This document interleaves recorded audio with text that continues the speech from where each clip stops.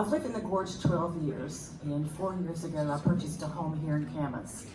2 years ago, I became incensed concerning the property taxes, and they were greatly raised.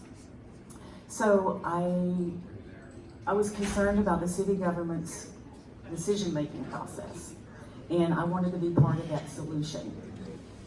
So if elected, I plan on bringing a combination of my project management skills, data analysis skills, and military experience. A few of my goals are to make our current infrastructure solid and sound before we raise taxes and start projects that put businesses out of business. Thank you. Thank you. Candidate Rusch? Thank you, and thank you to the League for having us here today, and thank you for coming out to the beautiful Camas Library, which we're very proud of. I have had the honor of serving on the Camas City Council since January of 2018. I too, less than 2 years ago, saw a need in the city, saw an opening, and applied for this position and was appointed. It's been a pleasure. It's actually been one of the greatest things I've done in my life, and I can't wait to work more for the citizens of Camas. During the day, I work as an attorney in downtown Vancouver in family law, helping families in crisis, domestic violence survivors, and I really enjoy that. If you see me around town, you'll likely see me with my 2 German Shepherds, Adrian and Cash. I'm really running to continue the work that I've done in the last 2 years supporting public safety, our first responders, and making sure that we manage growth. We've got a good thing started, and so I'd like to continue it. Housing options for residents. We're going to start with Candidate Rusch. Thank you. So this is an important topic for our citizens because we hear often that people feel they're getting priced out of Camas. That's not what we want to hear. So a couple of things that we've been looking at in my time on the council are, number one, we have to have inventory. It's supply and demand. If there are not enough homes, those homes that exist become more expensive. So when we're talking about growing specifically on the North Shore, that can be scary, but let's do it the right way to make sure we have infrastructure, homes, recreation, industrial. The more homes we have, the less expensive they're going to be. Secondarily, we can incentivize developers to dedicate multifamily units to lower income. We just did that with the development that's going in at 7th and Birch, where he's getting a tax abatement because he's dedicating 20% of his units to low-income housing. That's a great start. I think we need to put out there to developers that we're willing to do that and continue doing it. Yeah. And knowing Camas housing prices and rent prices, I don't see that there are any affordable houses. How to remedy that? Other than put a cap on rent cost per year, or every 2 years, or every how long they want to determine, I don't see a way to remedy that other than building on purpose. Proposal for the new community center in Camas. What are your feelings, pro and con, about such a center? We'll start with Candidate Rusch. There's a poll on the ballot? No.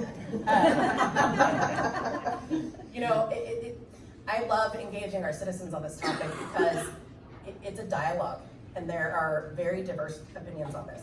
I support a pool in Camas. I support recreational opportunities. I voted to put it on the ballot because this has been talked about for 30 plus years. My view was, let's put it on the ballot, let our citizens vote, and stop spinning our wheels talking about it. So my vote was for action, not inaction. If the city comes back and says we don't support the current proposal as packaged, we go back to the drawing board. This is not the end of the discussion. We put it on the ballot because I support letting our citizens vote rather than having a bunch of bureaucrats at City Hall push it down your throat. So really that's what I supported, and that's what we did. Eventually, yeah, a pool's a great thing for the city. Recreation, competitive swimming. We have champion divers and swimmers here in Camas and Washougal that drive out to Beaverton to practice. That's not fair to our kids. So I do support the idea. Does what we put out there match up with our citizens' visions? I don't know. I'm hearing from a lot of you that it doesn't, and that's great. Continue to tell us what you like and don't like about it. Thank you. Candidate Roberts? Thank you. I think that we should have been allowed to be able to tell you what we like and what we don't like before it was put on the ballot. I think $78 million for, it's not just a pool, it's a lot of other things as well. And I know that a small percentage of people were polled about what they wanted to see, but I'm not sure that they were given the dollar amount of what they had envisioned. For $78 million, you can build a pool in every community. I think it's currently located in the wrong place. I think it's not traffic smart.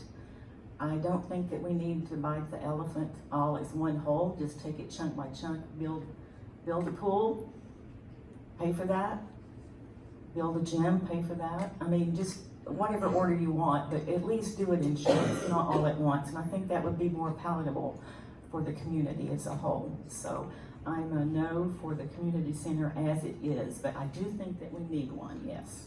We'll start with candidate Roberts. Well, diversity, equity, and inclusion. I know what the definition means in Wikipedia. Allows employees their full measure of talent. And I think the city does a pretty good job of that. So I don't really have that much to say about that. I've looked online, I've not heard any complaints when you look on Glassdoor. So I think they do a really good job with that. Thank you. Thank you. Candidate Rusch? Thank you. So I look at that question as twofold. It's diversity, inclusion, and equity within the city and with our employees, but also within the city with our citizens. So yes, the city itself is an equal opportunity employer. That's very clear. We encourage diverse hiring. We do have a very diverse workforce in the city. But the broader scope of that, I think, is how should the city support diversity, inclusion, and equity on a citywide basis? And we absolutely should. I think one of the greatest shining examples of that is where we're sitting today, the Camas Library, which our citizens had the fortitude to vote for a bond 20 years ago to make it what it is today.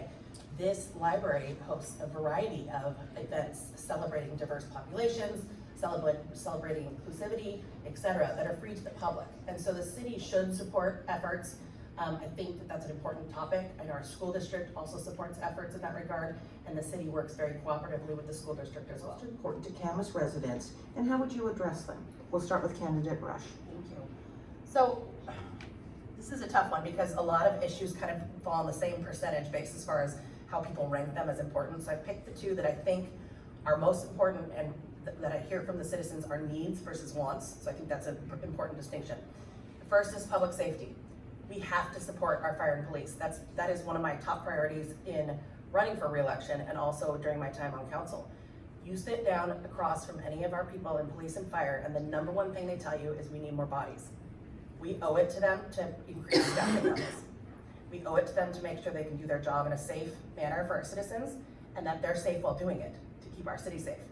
The other thing that I hear all the time that is a need and not a want that we need to focus on are streets. We're lucky that right now in Camas, we don't have a vehicle or transportation benefit district. We don't charge our citizens license tab fees on top of what they already pay statewide.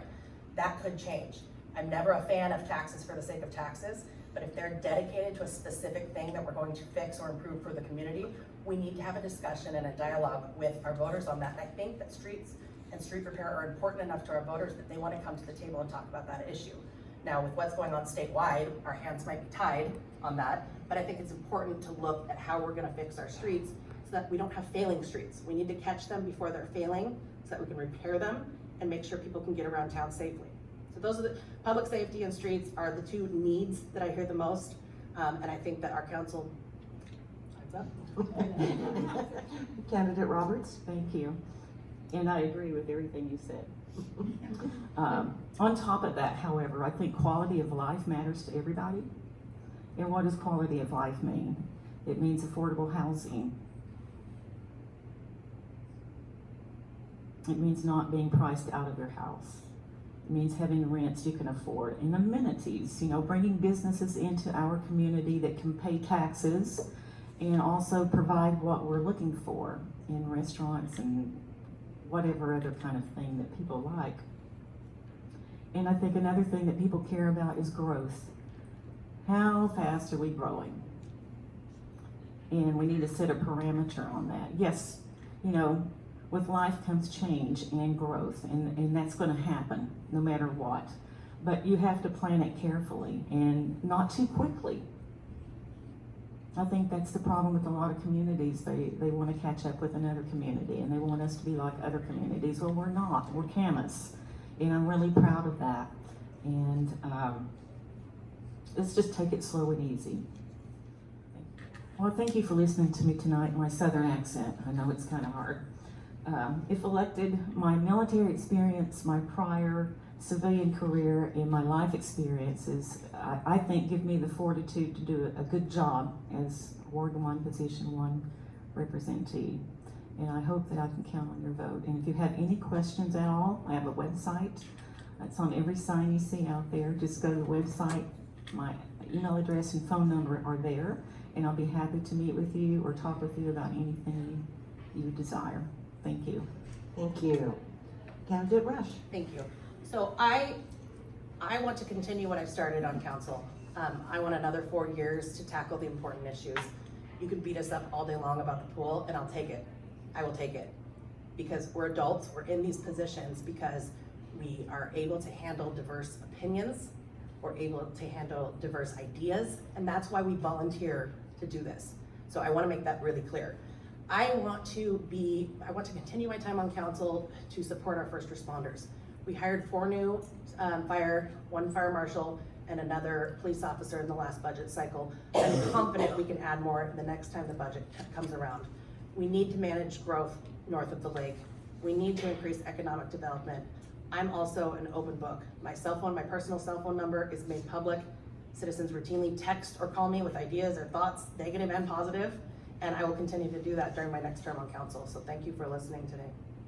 Thank you. A round of applause for our candidate.